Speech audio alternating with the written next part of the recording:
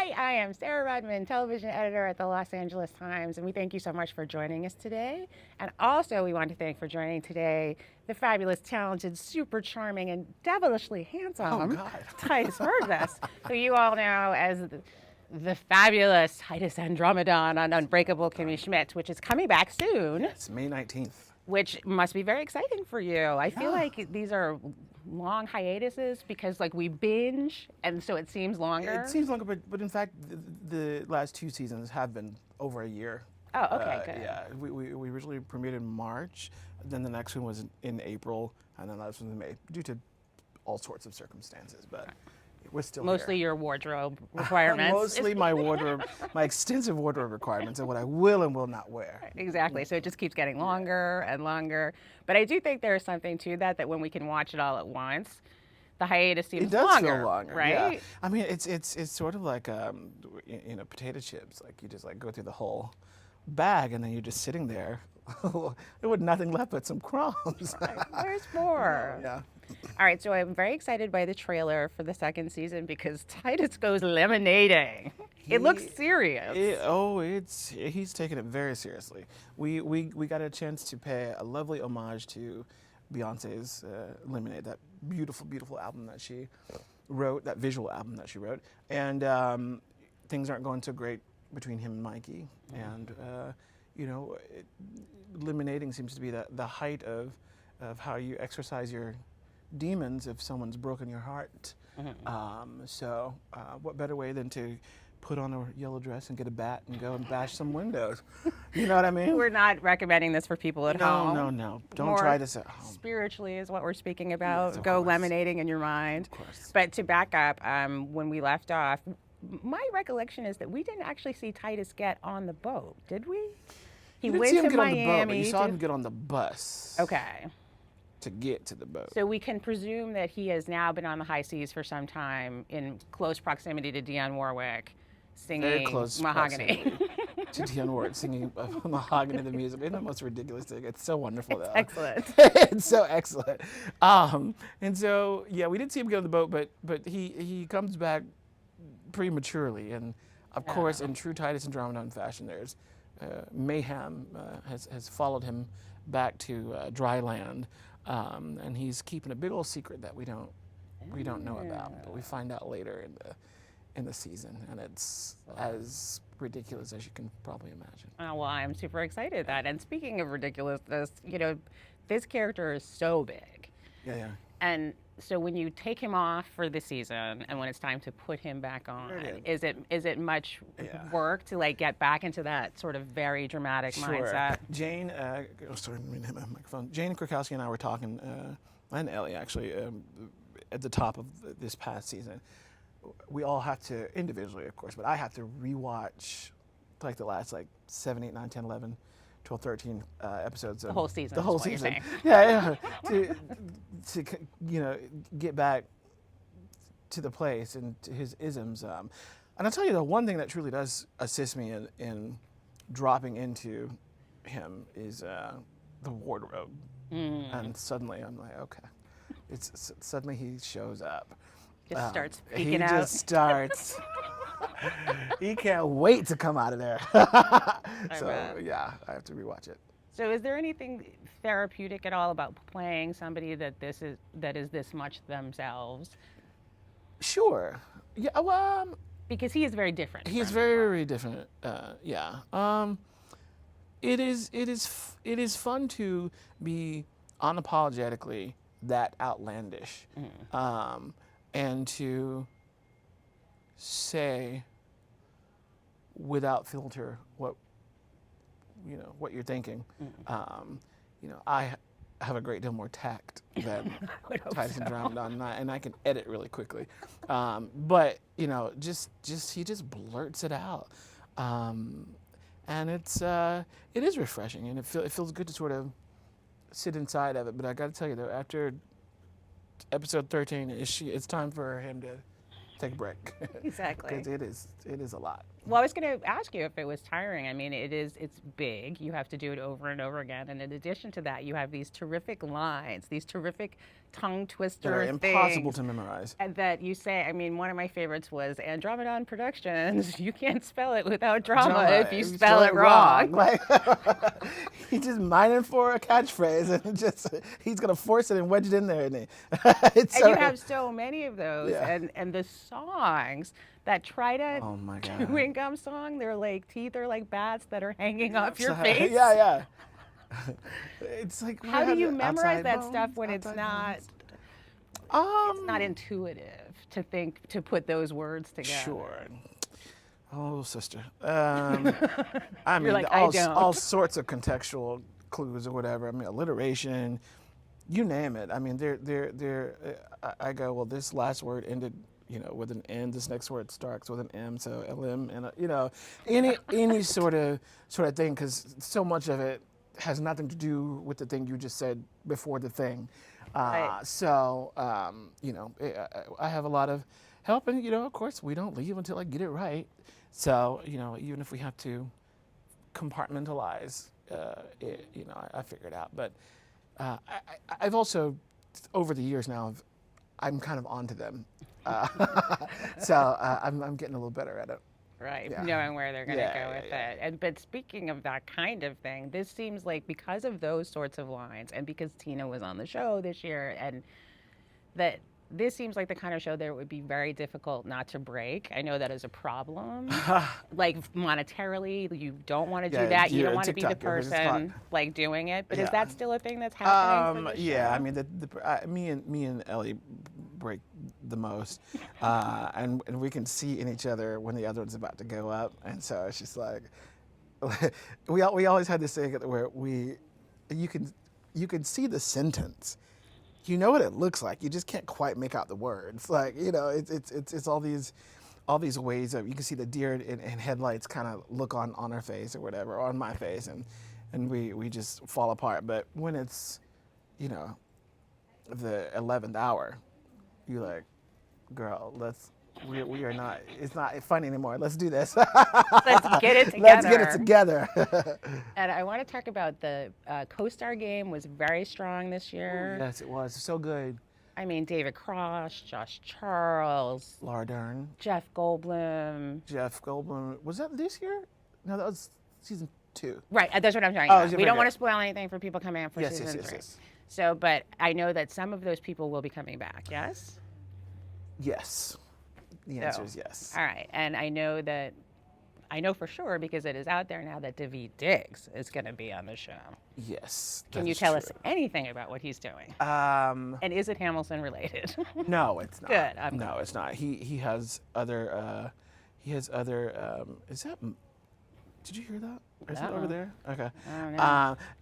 He has other talents outside of rapping.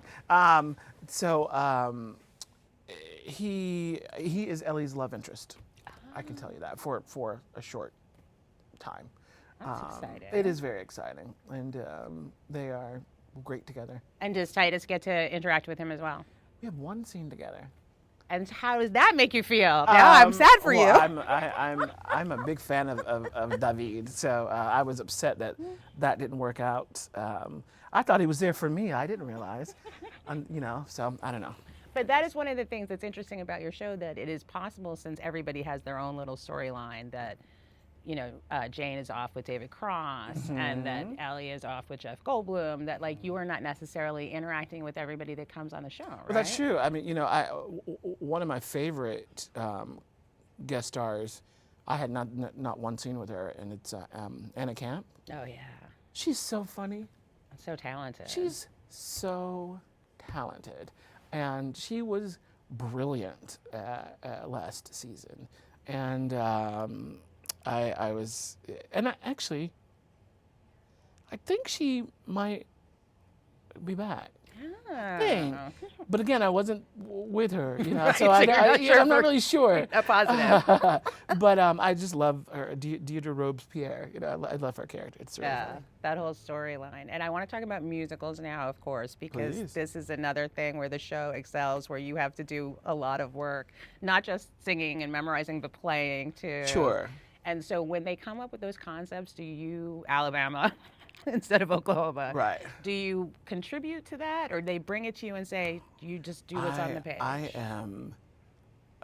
I'm a composer, but I'm not a book writer. I don't write scripts. I don't know how they do that, truly. So I don't get consulted, and I don't add my 2 cents. I don't claim to know, what makes a line funny. I know how to say it and make it funny, Right. but I leave that to them. I stay in my lane. So, Tina and Robert have a long track record of being brilliant outside of asking the actors what they think should be on the page. So I think we should keep it that way. And you trust them. I mean, because sometimes they have you say some things. I do where trust them. I mean, if I Give feel, me pause. if I feel some sort of way, I have no problems going to them and expressing it, and we talk about it. And everyone, and I really mean this, everyone works sans ego on that show, and I think that's one of the things that makes it so successful is that it's all about what is going to produce the best product and the most satisfying experience for the viewers. If there's something that I feel needs to be addressed, I say it, but that is such a rare occasion. You're in good hands. I'm in great hands. And in musical land, you were able to come back here last year at the Bowl and revisit Sebastian. I was. Now, that was How one was of the that? greatest highlights of my life. It's funny. I probably shouldn't say this. I was so sure that I remembered all the lyrics. Oh no.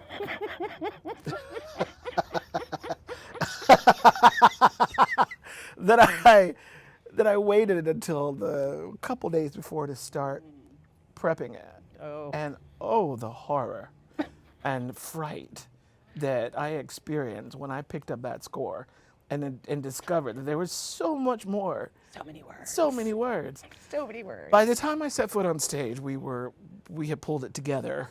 But it was such a treat. Doing The Little Mermaid on Broadway was one of the highlights of my career.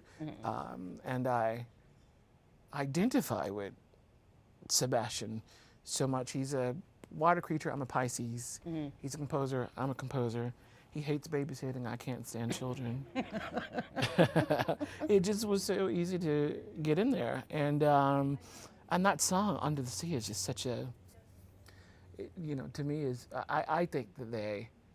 I think Sebastian and all the sea creatures probably sing that song once a day. You know what I mean? I don't think it was a one time. I think this is something that they do all the time just to celebrate, Yeah, absolutely. And, to keep their spirits up. To keep their spirits high, So yes, it was wonderful, and working with Alan Menken and getting to work with Sarah Bareilles, who I had not had the opportunity to meet or work with before.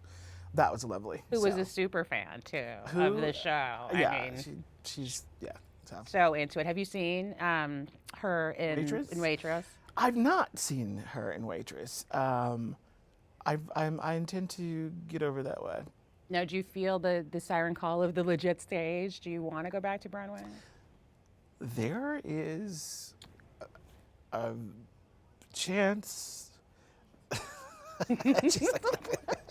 Say it. Just say it. You're safe here. No one knows. But I'll just say you've said some people and words and things that it's funny that you put them all in the same sentence. If you can take that and run with it, then okay. Yeah. We'll figure out a way to work that out. Yeah, So yeah. what we're saying is that if we were in New York in the next year or so, that we might be able to go to a famous place in the middle of it and see you.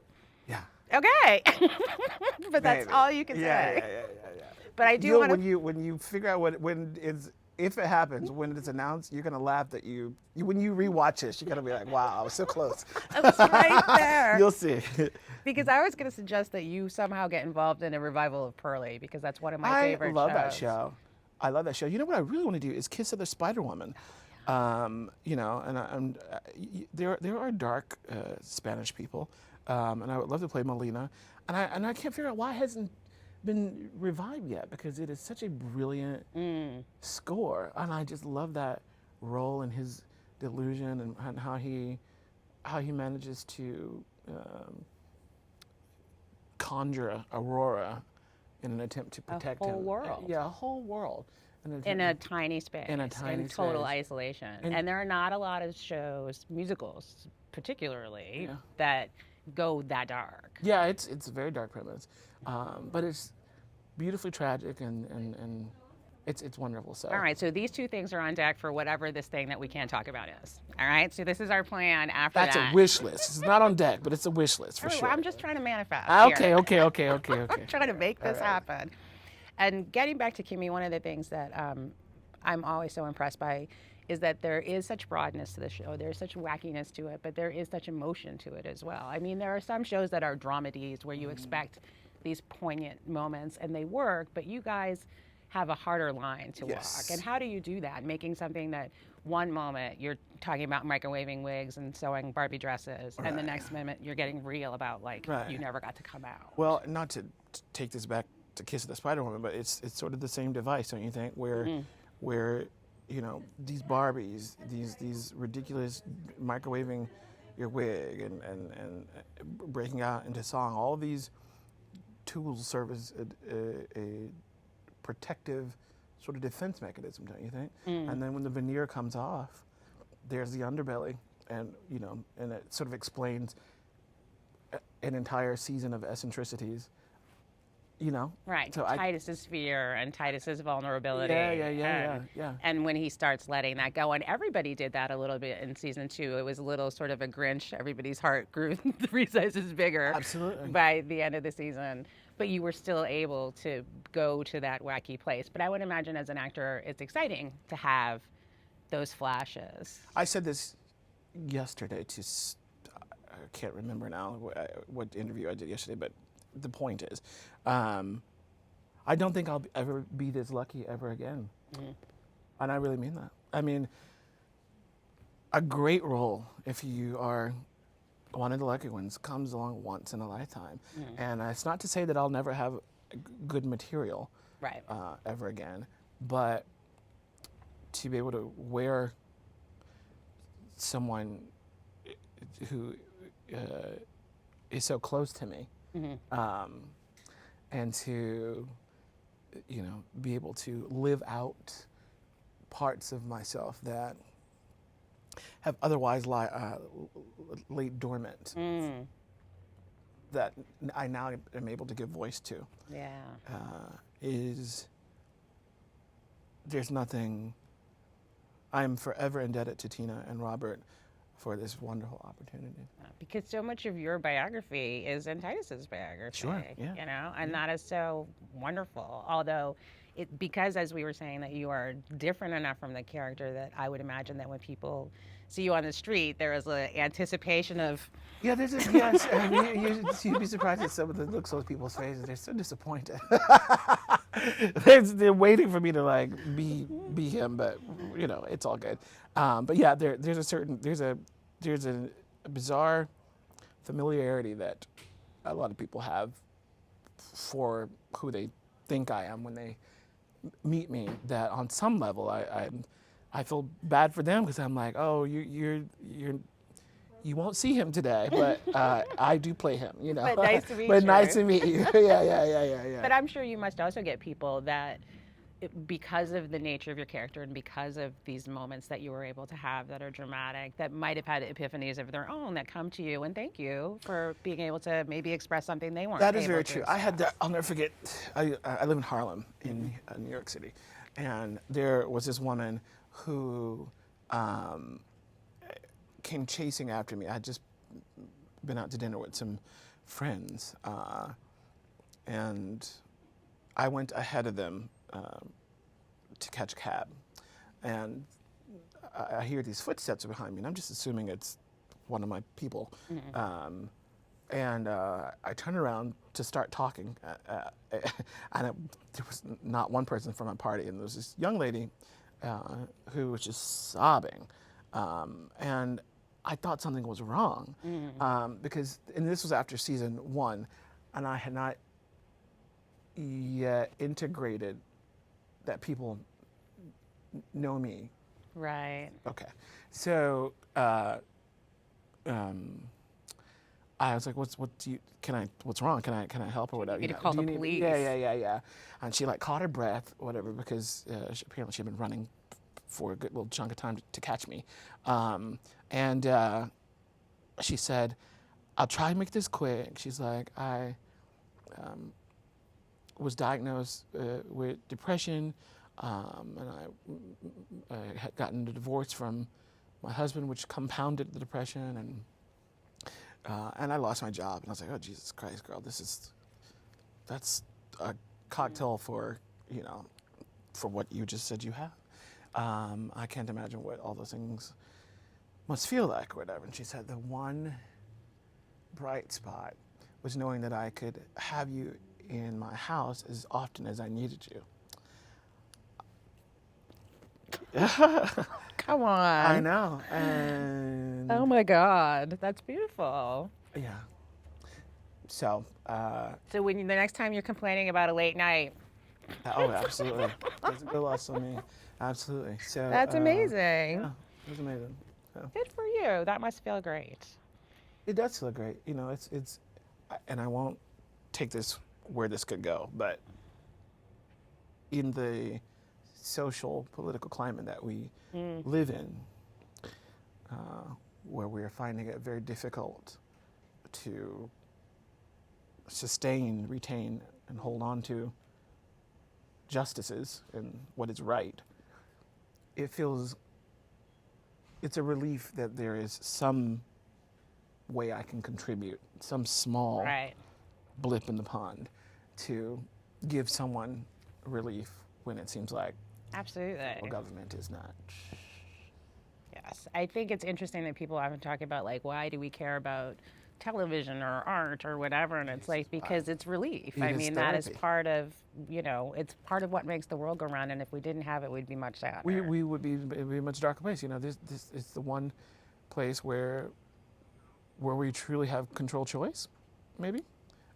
Depending on who's in charge. Depending on who's in charge of the network, but where you can pick and choose of the choices, what is going to serve you, what is going to assist you for half an hour, for an hour, for a whole day of binging, and it was a treat to know that I was one of her picks. So anyways. Yeah, absolutely. All right, let us take some questions. We have some questions from some fans. This fan asked, you introduced the world to Helen Keller inspired but unauthorized musical Feels Like Love and Gangly Orphan Jeff. What new musicals will we learn about in season 3? Oh God, I don't think we have any new musicals in season 3, but we obviously have the Lemonade homage, and then later in the season we have a pop song about a particular part of the woman's anatomy. Do I even want to know? I'll just leave it at that. Dolores? Okay.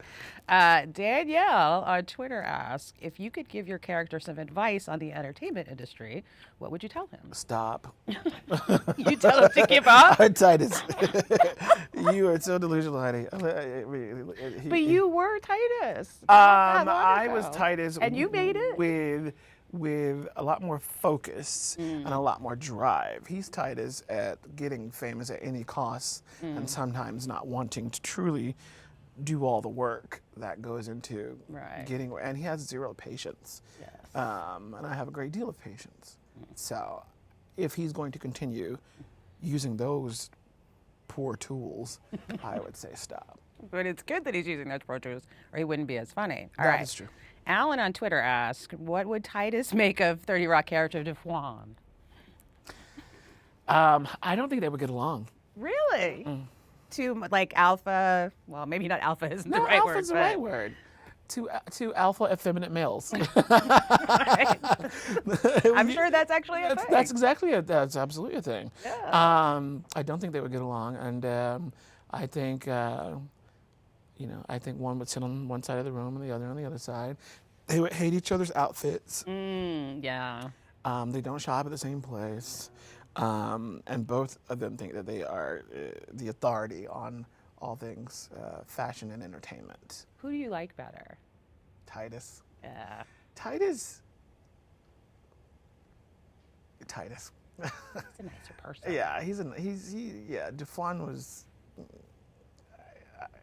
was fun. He was a sycophant, though. Yeah, Dwan is like your part of your entourage, but don't trust him with like secrets and such. You know what I mean? No. He might turn. Yeah, for sure. For the right paycheck. For the right paycheck. All right, I've always wanted to ask somebody who ran a gospel choir, which you did in an earlier life. That is What true. is it about a gospel choir that makes everything better? That like, rock stars bring them in, sure. punk musicians bring them in, jazz musicians bring them Oh, in. very Like, good. Why people everybody borrow like from it? Lenny Kravitz recently did a Prince tribute at the Rock and Roll Hall of Fame and brought in Hezekiah Walker's group. And it elevates things, and I don't know if there's a way to quantify it, and I thought you might. Gospel choirs, are reverential. There's something holy about it. There's something, they're in charge of, they summon the great beyond, that which we cannot see but feel. And I think just by that sheer energy alone, it makes the ordinary extraordinary. That's an excellent explanation. I feel like I understand now. But do you ever feel, as I sometimes do, that people abuse a gospel choir? Oh yeah, well, yes. There are moments where I'm actually offended when I see on an awards program, parades of black people come out in choir robes on a particular song that I think, well, this song is not going to be able to be saved, kids, no matter what those sopranos are screaming. It's just not happening. It's just not going to happen. But but then on the other hand, it's good exposure for some people. I don't know. Well, no, it's good exposure to gospel music. Gospel music. I mean, there are people who, well, not this artist because she pissed me off here recently. Ooh. But there are people like certain gospel artists. Oh, I know what you're talking about. Yeah. We won't go there. Yeah. Who her musical message alone, barring her personal ideology, her musical messages, it's nice that I can sit with, some friends of mine who grew up Catholic or atheist or whatever, and we all can jam out to this, CD and appreciate, the oral aesthetic. Yeah, it's non-denominational in that regard. It's non-denominational in that regard. Whether you believe it or not, you can still, I won't get into that, but yeah, whether you believe it or not, you are still able to enjoy it. It is non-denominational in that regard. Yeah, it fills you up in a way. But that is not why you're here. You're here for the show, which returns May 19th. Before we let you go, we have a little lightning round that we do where we ask you these questions in quick succession. Just answer right off the top of your head. Don't think too much about it. Okay. Don't try to curate your answers. Oh, shucks. Okay. All right, you ready? Okay. What was the last thing you binge watched?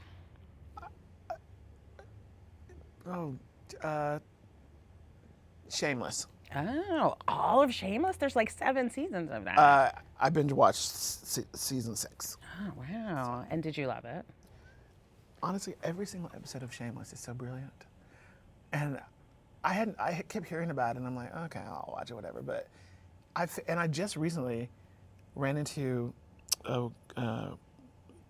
is it Emmy? Emmy Rossum. Yeah, in New York. And I wanted to be like, Fiona. and I wanted to follow her and see where Lip was. Like, I've honestly I feel like I know this woman, So now you know how your fans now I feel. know how on I the feel. street. Yeah. All right. What show would you like to watch again with somebody else for the first time to see them experiencing how much you love the show? Oh my God, Penny Dreadful. Why this woman, Ava Green? Yes. How Thank she you. was not nominated for everything is beyond me. This woman is such a brilliant actress, and I was so angry when that show, 2 of my favorite shows ended after season 3. Not Transparent. Enlightened. Laura Dern. Enlightened. So good. Enlightened, so good. So good. Ahead of its time. That She's show. on this season. I can say that because Tina's already said it. and she's brilliant on this season of Kimmy Schmidt. And what she brings is just so extraordinary. And she was so wonderful in Big Little Lies. The whole cast, I could sit and talk about TV shows all day long. I know, me Sorry, too, anyways, keep which going, is what's whatever. bad Right, about right, this. right, All right, right. What it was a classic show that you would have liked to have been a part of? A classic show. For us. A classic meaning like before my time? Yes, that you could not have been a part of, but that you wish that you could have been. That's a good question. Like Mary Tyler Moore, or like I not that, understand, but yeah. that kind of show.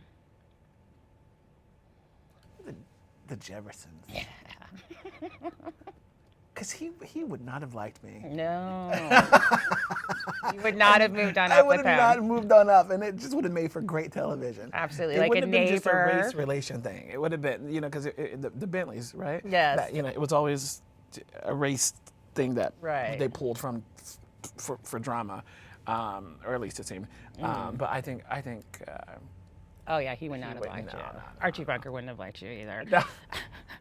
No, what genre other than you've done musicals, you've done comedy? I don't know how much drama you've done to my knowledge. What not would you until- like to do that you haven't done yet?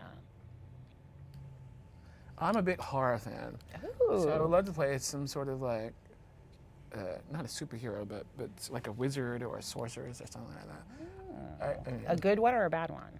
Probably a bad one. Oh, you want to get evil is I what wanna you're get saying. evil. All right, this is good. People should be paying attention to this. And then finally, Because you wouldn't expect it from me. exactly. It's a job. But I feel like you would be good at being evil and do. not disrespectfully. No. I don't take it that way. And then finally, Walter White or Tony Soprano? Oh, Walter White. Breaking Bad. Right. Okay, but also, first of all, though, I didn't think I was going to care about the spin-off Better Call Saul. So good. Obsessed. So good. Obsessed. Right. Odenkirk? Yes, Bob Odenkirk. Bob, yeah. Him and Michael McCain. So, that dynamic is so stressful to watch. And he really is a good guy, but like circumstances just sort of, it's just so good. Vince Gilligan, Is a genius. so your next, be thinking about me for your next Right, exactly. Vince project. Gilligan. I feel like he could write He a could be good, an like, evil yeah, wizard. Yeah. He would be good at that. I hope you're watching this. I'm serious. I know, exactly. All right, we're going to send him a note. I can't thank you enough for being here. It's just so fun. I really, really appreciate it. And thank you all for watching and for joining us. And there will be more to come. Bye.